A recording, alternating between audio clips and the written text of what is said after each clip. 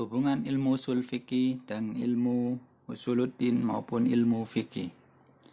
Ilmu usul fikih dan ilmu usuluddin. Ulama terbiasa menyebut ilmu usuluddin untuk bidang ilmu akidah. Usuluddin adalah 6 asas iman dan hal-hal berkait lainnya. Usuluddin adalah bidang ilmu yang berbeda dengan ilmu usul fikih. Namun kadang ulama menyebut kedua bidang ilmu ini dengan istilah usul lain atau dua usul. Sedangkan perbedaan antara ilmu usul fikih dan ilmu fikih. Ilmu fikih adalah ilmu tentang hukum-hukum syar'i, far'i berkaitan dengan perbuatan manusia dalam ibadah, muamalat, hukum, hubungan keluarga, pidana, hubungan di antara sesama kaum muslimin, hubungan antara kaum muslimin dengan non-muslim dalam kondisi aman dan perang, atau yang lainnya. Dan hukum perbuatan-perbuatan tersebut, apakah wajib, haram, mandub, makruh, mubah, sah atau rusak, atau yang lainnya, berdasarkan dalil-dalil rinci yang tertera di dalam Al-Quran, sunnah, dan dalil-dalil lainnya yang menjadi acuan. Dengan demikian, ilmu fikih adalah ilmu yang menjelaskan bahwa sholat 5 waktu sehari semalam hukumnya wajib. Di antara syarat-syaratnya adalah kelayakan, masuknya waktu. Kemudian di antara hal-hal yang membatalkan sholat adalah berbicara di dalamnya, batalnya thaharah, dan lainnya. Fikih adalah ilmu yang menjelaskan haramnya memakan daging babi, lemak babi, dan seluruh bagian tubuh babi, dan demikian seterusnya.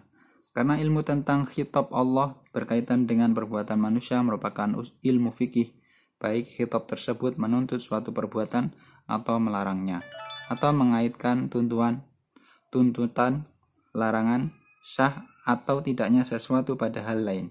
Semua ini termasuk bagian dari ilmu fikih.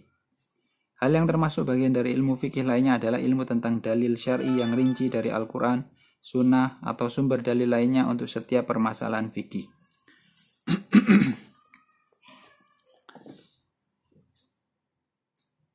Sedangkan al-faqih adalah mujtahid yang memiliki kapasitas memberikan fatwa dengan sejumlah persyaratan yang akan dijelaskan pada bab 9 nanti. Sementara itu, muqallid bukanlah seorang faqih.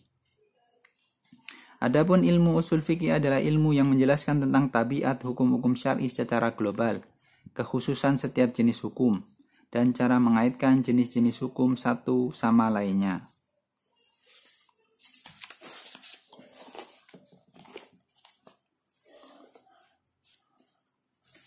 Ilmu usul fikih juga menjelaskan kepada kita bagaimana cara menyimpulkan hukum dari dalilnya, seperti menyimpulkan dalil dari nas yang jelas dan tegas dari nas Al-Quran atau hadis nabawi, atau dari mafhum nas Al-Quran dan hadis, atau dengan mengkiaskan kepada nas Al-Quran dan hadis, atau kepada dalil-dalil lainnya, dan apa yang harus kita lakukan jika dalilnya berupa perbuatan Nabi Shallallahu Alaihi Wasallam. Ilmu usul fikih juga menjelaskan kepada kita siapakah orang yang bisa menyimpulkan dalil dan apa saja kemampuan-kemampuan yang harus dimilikinya.